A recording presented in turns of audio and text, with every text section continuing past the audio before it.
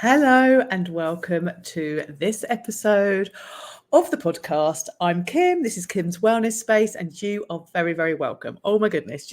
I haven't recorded a podcast for about a month. It might be a bit longer than that, actually. And everything changes, doesn't it? My laptop wanted to update, then all the apps are different. Had to get my brain back into gear of what I was doing. It's always interesting, isn't it, that when you're doing something every day, it becomes easy. And then as soon as you stop, you're like, how did I do that? I can't remember. I'm lucky that I have my son on hand, who is a very good IT department when I fail as the IT department.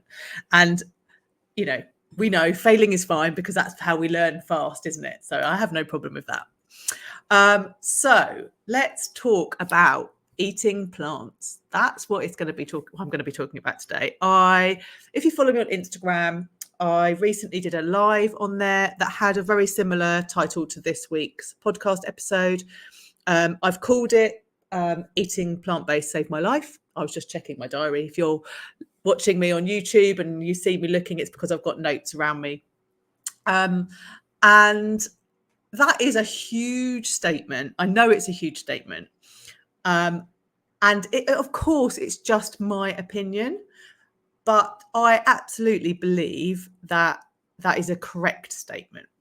And over the course of this podcast episode, I'm going to explain to you why. I'm going to tell you what happened, what I think, and I think it's really important. I have been eating this way, plant-based, or vegan, whatever label you want to call it. I like to call myself plant-based, for 5 years.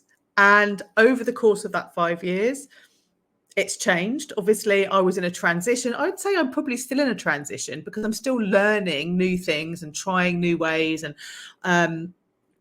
it's good to keep it mixed up, isn't it? I don't want to get, I was going to say I don't want to get bored of it, but I don't think I could ever be bored of this way of eating because there's just so much to eat. And I actually had a conversation with someone yesterday and they were like, oh, it's really funny, isn't it? And people think that we don't eat anything. And it's like, yeah, because immediately when you say, oh, no, I'm plant-based, they're like, what do you eat? Lettuce? But I very rarely eat lettuce, but I'm always eating. So I feel like it's going to be a bit of a long episode. So if you're listening, it might be worth going to grab a cup of tea, get yourself settled down because we could be here a while. So let's think, where's the best place to start? So I think, first of all, I want to clarify this statement that I've made about eating plant-based has saved my life. So first of all, there wasn't anything wrong with me. I didn't have any illnesses. I hadn't been diagnosed with anything. I wasn't suffering in any way, and I wasn't on any pills. So I was overweight, but there wasn't actually anything clinically wrong with me. So when I say that it saved my life, I'm not really talking about how I was then or even how I am today. I'm talking about, in the future, in the bit that we can't see yet, because I know now, because I've collected this knowledge and I have the experience from eating plant-based, that everything that I'm doing now means that I will live a longer life, and that longer life will be of really good quality. I mean, I might get run down by a bus and have a broken leg or whatever. I can't predict for those. But what I can do is do the best for myself now to ensure that the older that I get, I can stay really healthy. My first job years and years and years and years ago was working in a nursing home, and the majority of the ladies that were in that nursing home, and I say ladies because actually I worked there for a good many years, and I think in the whole time I was there was maybe 2 or 3 men. It was all women. And the worst thing, I think, not for me, but the worst thing for them was that all of them needed help to get on and off the toilet. And that's not nice for anyone, is it? If you're really unwell and you're really poorly and you need some help, of course. But as a general day-to-day, you really want to be able to get up and down off the loo, don't you? And I'm not saying that eating plants is a direct line to that.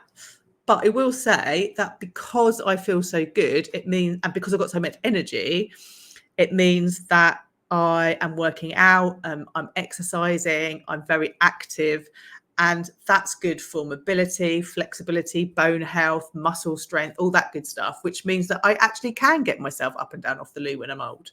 That's the plan anyway. I feel like I've gone off on a bit of a tangent.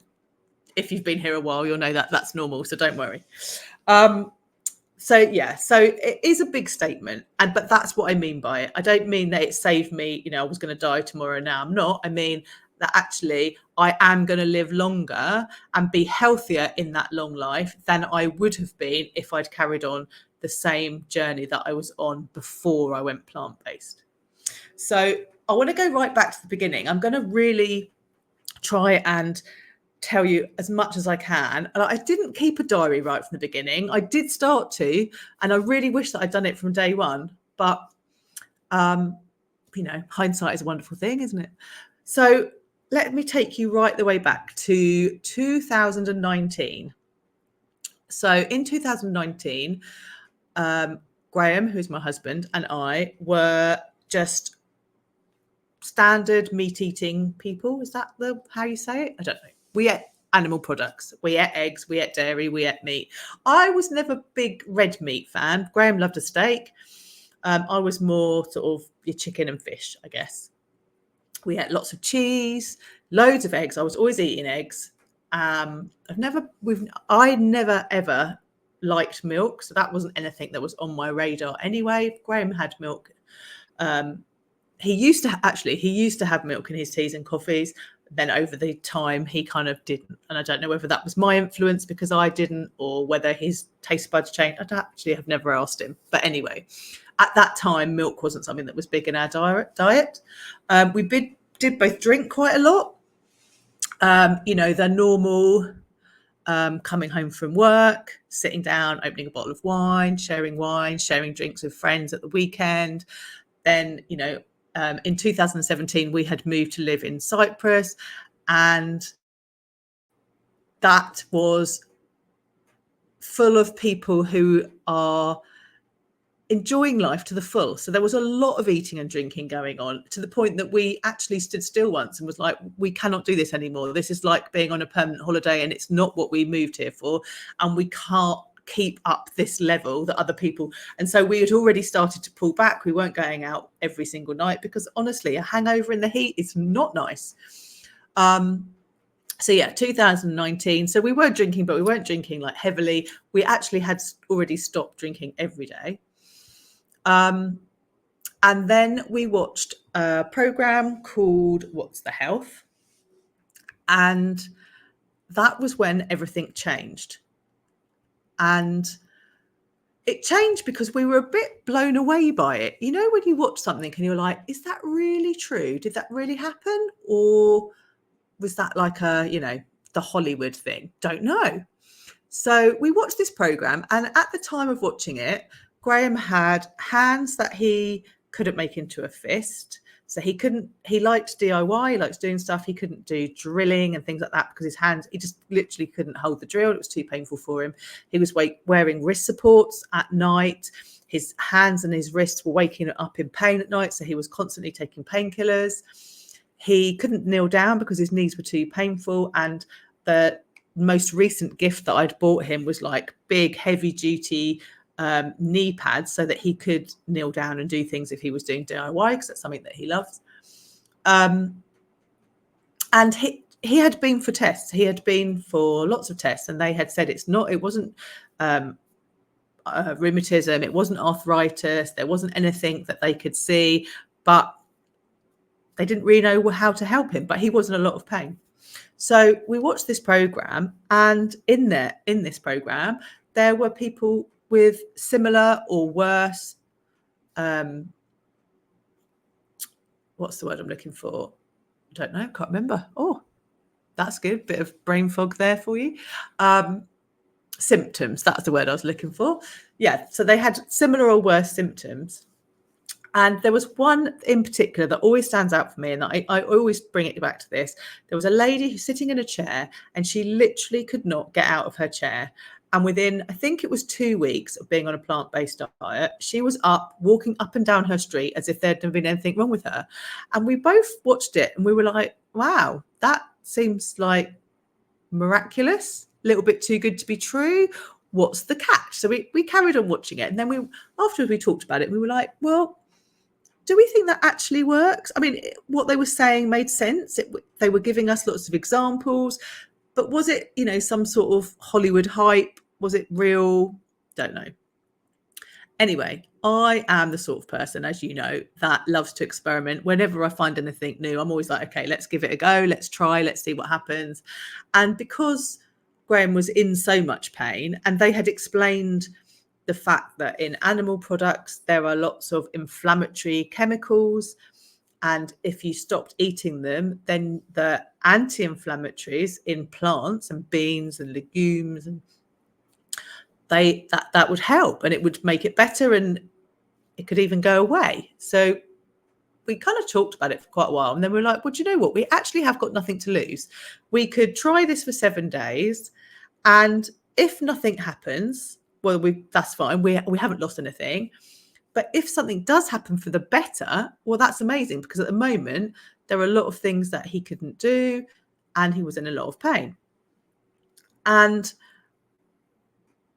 we were just like, we can't not do it. Like, we literally can't not do it. So what we decided was we would get up the next day. We would literally clear everything out of our cupboards, the fridge, the freezer. Luckily, we had another fridge freezer down the garden. So we moved all of the animal products out of our sort of peripheral every day. And we were like, right, we're just going to go for it. We'd signed up to the Forks Over Knives email, because this was in January and they were doing like vegan everything. So it was perfectly timed. And they did like free emails to give you a few recipes and like starting. And so we kind of used that as a place to start. But I actually love cooking. I love being in the kitchen. And so, for me, I had the time. We were able to experiment, and, we had time to work out what we liked, what we didn't like, and just think about it. And I liked the way that we could look at our food and find out that we were already eating all of this plant-based food. And so it was just tweaks. I didn't feel like at any point we were missing out or suffering. So we said, okay, we've cleared everything out. Let's do this for 7 days. And we're going to do this without judgment. We're going to do it with kindness to each other. We're not going to tell anybody else. It's just going to be him and me. And if we wake up like tomorrow or the next day or whenever in the 7 days and be like, do you know what? I cannot do this. I've got to eat some meat or some cheese or whatever. I've got to have an egg for breakfast or whatever it might be. Then that was fine. Like, we were making the rules for us. We had part of what they said on this program that we'd watched is that, if you have 5% of your diet is still animal product based, then the other 95% is what's doing the good. The 5% won't hurt. So we knew that there was a little bit of room for overlap. And of course we were learning. So we were going to make mistakes. We were never going to be perfect. And it wasn't about, but it's never been about being perfect, because I don't think perfect actually exists, does it? But it was about trying to take action to do something that we could control that would make Graham feel better, so that we could have a better quality of life together. You will notice that I'm saying Graham a lot, because there wasn't anything wrong with me. I just want to kind of pop that just to one side. Like, I didn't have anything wrong with me. I wasn't trying to cure anything. We're just going to remember that over there for a moment. I'm going to come back to Graham again. So at the end of 7 days, we kind of sat down and were like, right, well, we've done 7 days. Actually, it was quite easy. We didn't feel like terrible. But we were in that beginner energy. So, it's always easy, isn't it, when you're starting and you're a beginner. And we were like, well, how do you feel? Like, are your hands doing it?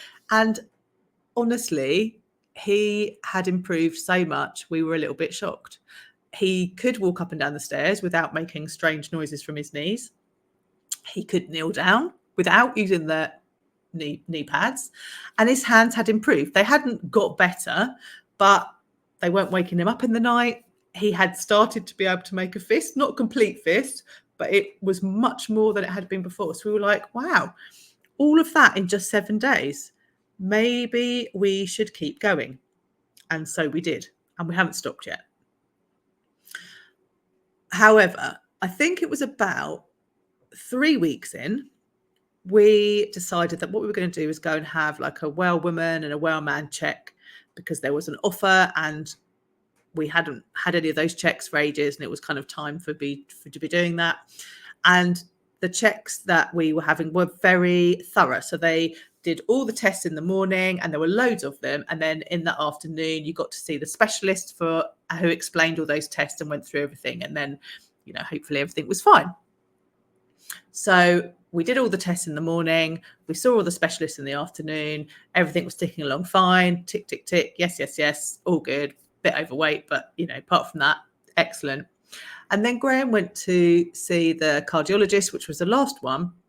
And the man was brilliant. And he looked at all of Graham's tests and he was like, okay, well, this is a little bit high, but, that's not so bad. And this is okay. And then Graham explained his family history, and, he's got heart disease in his family history.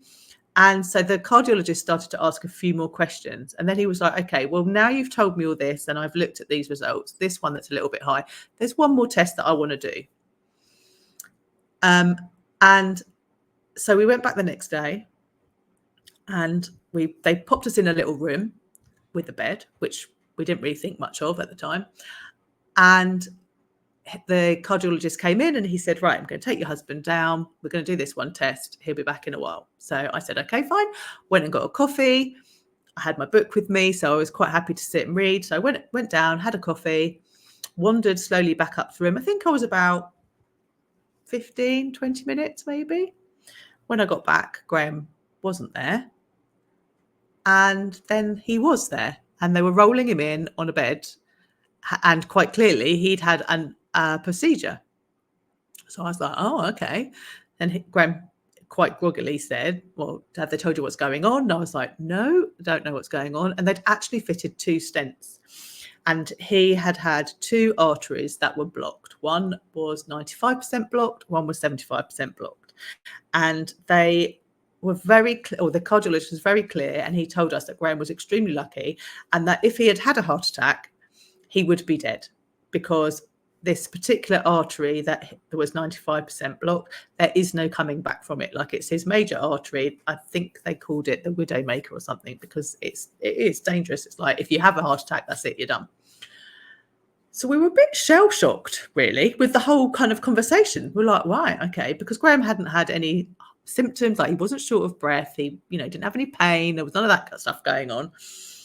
And if we hadn't have gone, well, 2 things. If we hadn't have seen this cardiologist that was very thorough and did the extra test, we wouldn't have known, and this wouldn't have happened. If we hadn't have gone for our well woman and well man test, we wouldn't have seen that cardiologist, and that wouldn't have happened. So quite honestly, I could be sitting here today doing this podcast not having a husband. Like, I literally could have lost him.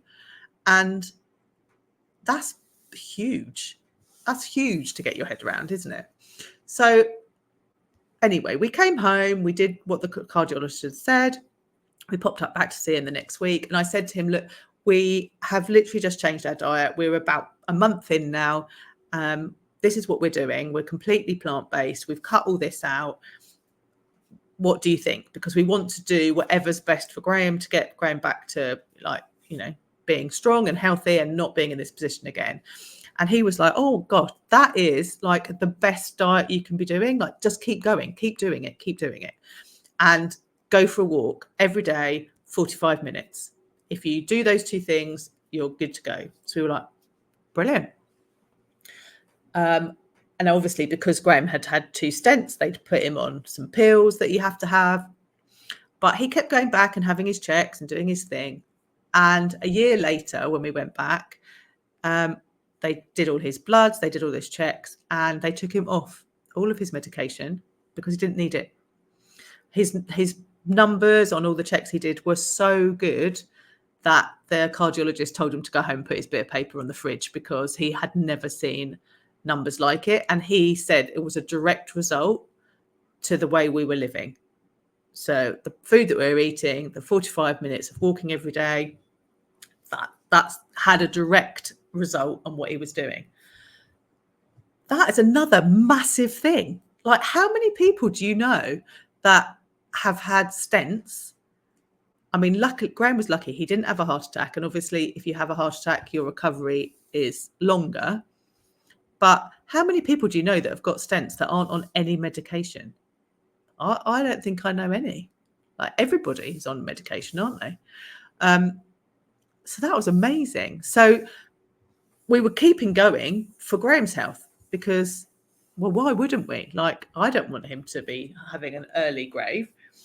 So just that little bit of our first month of being plant-based and then into our first year, there were so many wow points.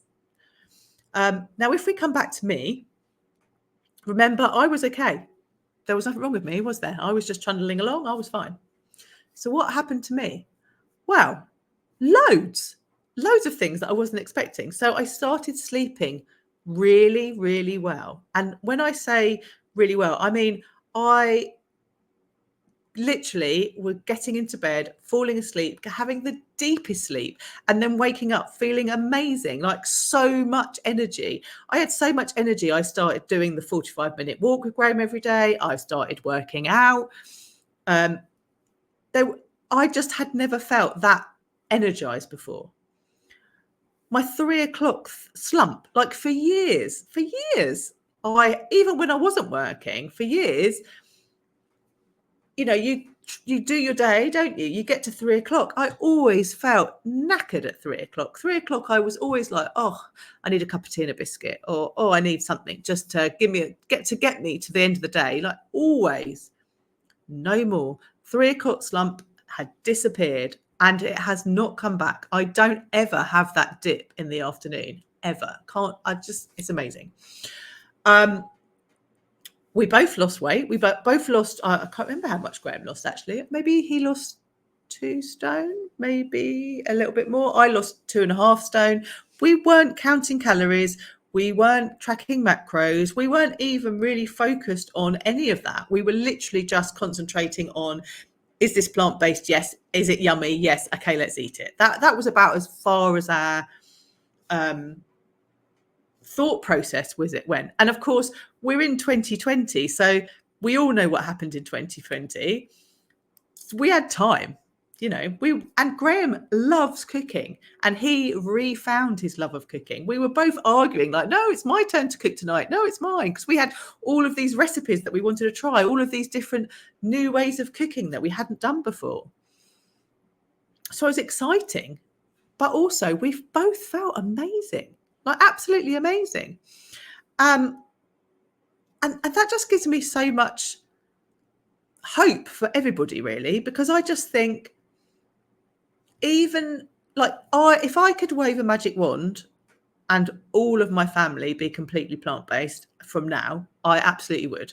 I am so confident that they would feel better, and whether they've got massive aches and pains or just little niggles, I know that they would improve. I can just see.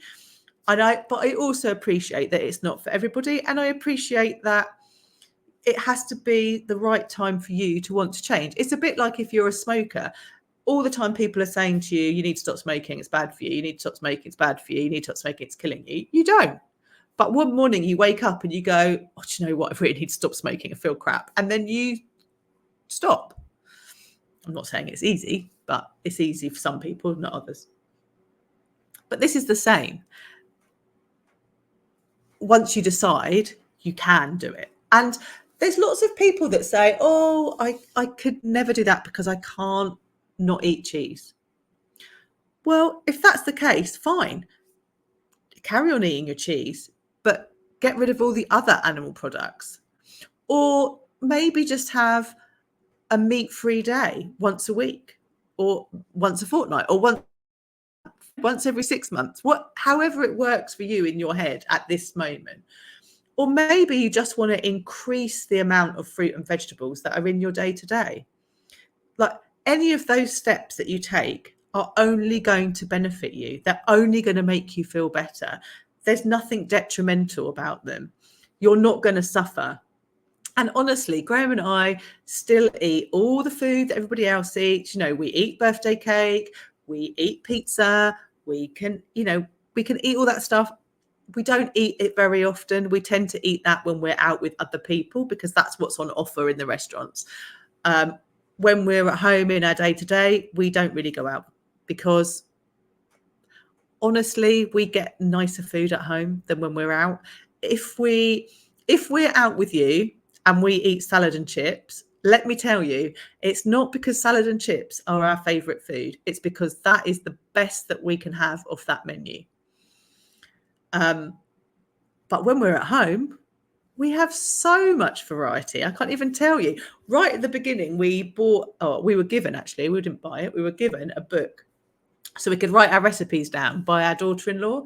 And that is absolutely cram-jammed with loads of different recipes. And some of them we don't ever use now. And some of them are like our old faithfuls that we come back to over and over again. Some things we started off making and then we have adjusted them to suit ourselves, because quite early on, I read, because I'm a reader, I want to get all this information. So I read loads about how to be plant-based healthily, because I was like you when I started. I immediately thought, oh God, what am I going to be deficient in? Have I got to worry about my protein? I got to make sure that I hit all those vitamins. And of course, I know now that actually is a nonsense. And I can get all that stuff from the food that I eat. I don't actually need to worry about it. If you're eating a variety, you'll be fine. But I found out, or I discovered through reading quite early on, that having oil in our diet probably wasn't the best thing. I think it was a tablespoon of oil is the equivalent to 44 olives. And if you eat the olives, you're getting water and you're getting fiber. So you're getting lots of nutrients, as well as obviously the oil that's in an olive. But if you're having a tablespoon of oil, you're literally just eating fat. And when I kind of realized that, I was like, oh, I don't really want to do that anymore. So we removed all oil from our diet when we're at home. Obviously, if we're eating at somebody else's house or in a restaurant, then there is oil present. But that's what I mean when I say it's not perfect. We're not looking for perfection. We're looking for the best that we can do. And we're not going to say, oh no, I'm sorry, I'm not coming out for dinner with you because they serve oil on their food in that restaurant. We're going to go and we're going to enjoy it. We're going to make memories, because wellness, we know, don't we, that community interaction with other people, that's part of our wellness. It's not just about the food that we eat. So that is super important. We don't want to be missing out on things. So we don't have any oil in our diet now at home. But it's definitely a transition. And if you're listening to this thinking, oh, it sounds quite good, Kim, and yeah, I can see what you're saying, but I just don't know really where to start. Like, literally start with the smallest steps. That's what I would say to you, like the smallest steps. Look at the food that you're eating every day now and just see if there's a couple of tweaks that you can make. So, for example, if you're someone that has porridge or overnight oats every day, can you take out the milk and the yogurt and introduce a plant-based milk or a plant-based yogurt? If you have things like a chili, say, can you take the meat out of the chili and replace it with beans? Like, there are lots of little tiny tweaks that you can make so that you don't have to become this super duper cook. You don't have to become someone that makes, dinners with 25 different ingredients. Like, let's keep it really simple. One of Graham and I's most favorite meals is literally a massive plate of vegetables with a huge dollop of mashed potato and gravy. That's our absolute favourite and our go-to. Like if we don't know what we're having and we can't make our mind up, that's what we have. We love that. And it's super simple, but it fills us up. It gives us loads of nutrients. We can eat seasonally and it doesn't have to be complicated. It absolutely doesn't have to be complicated. And honestly, there are people out there listening to this now. You know who you are. You eat the same things for breakfast every day. You eat the same things for lunch every day. And then maybe you have, I don't know, 3 or 4 meals, maybe 5 meals that you kind of alternate through the week into the following week. You can do that. You can still do that. This way of eating. Like it doesn't have to be complicated. You don't have to become a Michelin star chef. The other thing that I think is really, really important that I want to share with this is that the other thing that happened with me, which I wasn't expecting and has kind of blown my mind a little bit, is that when we started this transition and becoming plant-based, I was in the middle of my pre-menopausal part of my life. And I did have hot flushes. I did have brain fog. I did have the odd ache and pain. I did have the itchy skin. I did have the itchy eyeballs and ears. And like there are so many symptoms, aren't there? And I didn't have all of the symptoms, but I felt like I had most of them. And if you've read my book, you'll know exactly how I was getting on with this. And all of my menopause symptoms stopped when I went plant-based. I'm just going to say that again, just in case you missed what I said. All of my menopausal symptoms stopped when I went plant-based. Wow, that's amazing, isn't it? No HRT, no magic pills, no special formulas, no powders or potions, just plants. And all of my symptoms stopped. Now, I will praise you that by saying that at the moment, as we are right now today, I am having hot flushes. They have come back. They are a little bit weird.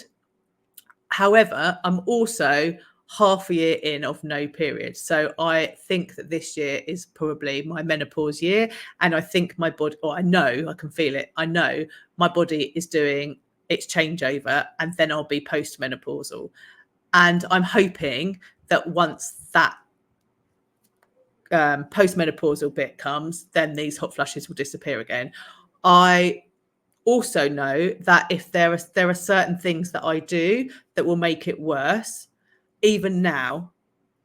So I still have some control. So even though my body is doing what it's meant to be doing, and I just have to live with the fact that I'm having a hot flush, they're not as intense as sometimes. So for example, if I drink red wine, my hot flush will probably last all day and all night the following day, and it will be super intense. I'll be like a volcano. If I eat highly processed vegan food, exactly the same thing happens. If I make sure that I'm very, I was going to say strict, but that's not the right word. Conscious, that's a better word. If I'm really conscious of what I'm putting in my mouth, and by that I mean it is purely whole foods, then they come back down. I still have them mainly at night, but not all night. Maybe I'll have 1 or 2 in the night, and they're not making me wake up thinking, oh my God, I'm burning, or if you've had a hot flush at night, you'll know exactly what I mean. That's the weirdest sensation. But yeah, so plants are still helping, and I know that I can control it. And because I know that I can control this is why I have really explored different ways of eating, still plant-based, but different ways of eating, to see if I can improve the situation. So last year, if you're in my world, you'll have known this already, but last year I was fasting, intermittent fasting. Graham and I did that for quite a while because actually we realized that we didn't really like breakfast. We're not really breakfasty people. We were just eating breakfast because, we're told, aren't we, that breakfast is the best meal of the day. But I also know that that is a marketing ploy It's not actually got anything to do with my nutrition. So we were doing intermittent fasting, and it was actually working quite well to start with. And then my body didn't like it, and I got headaches, and I was getting really, really hungry. So I stopped. And then I just went back to basics of what I knew. I just was eating whole food, and it was fine. I have had this kind of like itch, if you like, on the side of exploring what raw veganism is. And it's kind of been there and on the side for a while. And I knew at some point I was going to try it, but I couldn't work out how to do it. Which sounds really silly, when you've been plant-based for this long and someone says, oh yeah, try eating raw. My brain was like, I don't know what I'm going to eat. Almost that horrible, what are you going to eat? Lettuce? Can't eat lettuce just forever. And I knew that wasn't true, but I just couldn't get my head around what it was I was actually going to be eating. And then just before the summer, one of the ladies that I follow on Instagram, I will actually tag her in the show notes. Her name's Olivia. She was running like a raw challenge in her community. And so I thought, you know what, I'm going to pay for this. I'm going to get myself in her world so that I can understand, because I need a coach that knows what they're talking about. It's tried and practiced. And that, that's how we learn, by having coaches that are experts. That's how we learn. So I'm going to get myself in that space with her, with like-minded people I can learn while I'm doing this challenge. And I have to say, it was so successful. And I also want to say I didn't go completely raw. I did it my way. And Olivia, the way she runs her community, that's exactly what she's about. And again, it's not about being perfect. It's about doing the best that we can do for us and what works for us. And I like eating potatoes. I know that might sound a bit strange, but I love eating a potato. Potatoes are so good for us and are so good for our brains. I can't even tell you. And so I knew that I wasn't going to stop eating potatoes. But she shared in such a way that I felt so comfortable just being me, doing it my way, but learning the sort of like the little tricks and tips. And so she shared some really good recipes of sauces that you could use. And I don't know, there wasn't, how can I explain it? It wasn't even like I had this massive learning curve, but I had the freedom to do it with like-minded people who understood what I was doing. And they were asking questions and I was like, oh yeah, that's a good question. What is that? Oh, okay, I can see now. There was lots of really good stuff. And so through all of July, we were mainly eating raw, which basically means I was eating a shed ton of fruit and lots of vegetables that hadn't been cooked, and lots of salad items, and then some elements of cooked food. But also we were in the UK over a good period of this time. So I had my birthday, we celebrated my brother's birthday. And so we did eat out a couple of times. We ate around families' houses. So there were other elements in there that were cooked. But that would have been one meal out of a whole day. So say, for example, if we were going out for dinner at my son's, breakfast and lunch and any snacks would be completely in my control and be raw. And then that one meal that we were out, it would still be plant-based. So, fine. But it wasn't a raw element, but that was okay. And you know what? My body absolutely loved it. So through August, we're carrying on, and I think I'm going to keep going. This is not a juice fast. I just want to, make sure that you are not thinking that I'm just drinking juices. I'm absolutely not. Like, I am having what I would call smoothies for breakfast. I'm not juicing the fruit. I'm literally chucking the fruit in the blender, blitzing it all up. And it's absolutely delicious. And that keeps me full for ages. And then like lunchtime, we're having massive salads, like huge salads with everything in it, like, nuts, and actually not that many nuts, but some nuts sometimes. and fruit and salad items. And then maybe we're chucking some raw veg in there as well, because that's what we like. And then in the evening, sometimes it's a raw dinner, or sometimes it's got like that potato element, sweet potatoes, normal potatoes. But it's just working so well, and I feel well, and my skin is liking it. My hair is liking it. My fingernails and my toenails are liking it. That all is all indication to me that my body is happy with what I'm doing and how I'm eating. And I think that's really important. And I think that's why whenever you change whatever you're doing, so for example, if you've listened to this and you're super inspired and tomorrow you're going to get up and eat some more fruit and vegetables, like keep a diary, literally keep a diary of everything, like how the food makes you feel, how your body's responding. Like, it's not all about weight loss. It's, you know, it's about energy levels. It's about confidence. It's about everything, isn't it? It's about the whole picture. And if you keep that diary, on the days where you're like, oh, I don't know, is this making any difference? You can look back and then you'll be like, oh, God, yeah, look, I used to do this and now I'm this. And this is how I feel now. And, oh, yeah, now I am getting up full of beans and energy. And, you know, so to keeping a diary is really good. So I feel like I've talked for a long time today. It's probably a little bit longer than my podcasts are normally. But I really want this message to get out. Like, I know there are other people out there talking about eating plants, but it's so important to me now. I cannot ever see myself not eating this way. And because I'm so passionate about everybody, like, I don't want you to be in your middle of your life, like 40s into 50s and onwards, feeling yucky. I don't want you to be getting up in the morning thinking, oh, I'm tired before I've even started the day, or, oh my God, that was like the worst night's sleep ever. Am I ever going to sleep again properly? Or, you know, or going to bed thinking, oh, I feel so bloated and uncomfortable. Like, I don't want that for you.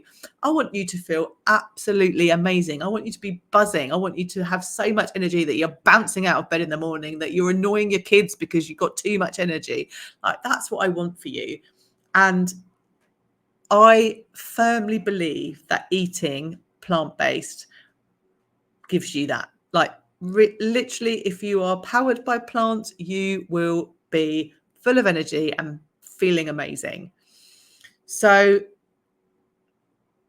yeah, I hope that all makes sense. I hope that I have explained that in a succinct way so that I wasn't rambling. If you want to know more, come and find me over on Instagram, because I share lots of information on Instagram. If you want to have some accountability in your life, come join my membership. That's a lovely place full of community and hints and tips and like lots of information on there for you to get stuck into. It's like a library of information. It's just such a nice place to be. And if you want to know more about that, like, come and ask me over on Instagram. I'm happy to share. I am running Plantbased September, which is a group coaching, and we start in September. And I have this is a coaching that I have done one-to-one. It's been really, really successful, but I want to get it out to more people, because I just want everybody to know about this. And so that's why I'm running it as a group coaching session this time. And I just know that it's going to be amazing. And I know that the people that are going to be in it are going to feel amazing. So if you want to know more about that, come and ask me again on Instagram or email me. My email is in the show notes. I am going to do a podcast next week all about Plant-Based September, so we can really get into what it is and how it works. So listen out for that episode. But if you want to know any more information beforehand, then like I say, come, let's have a chat. Love chatting to you. So thank you so much for listening to me today. I hope you have enjoyed this episode, and I will speak to you all very soon.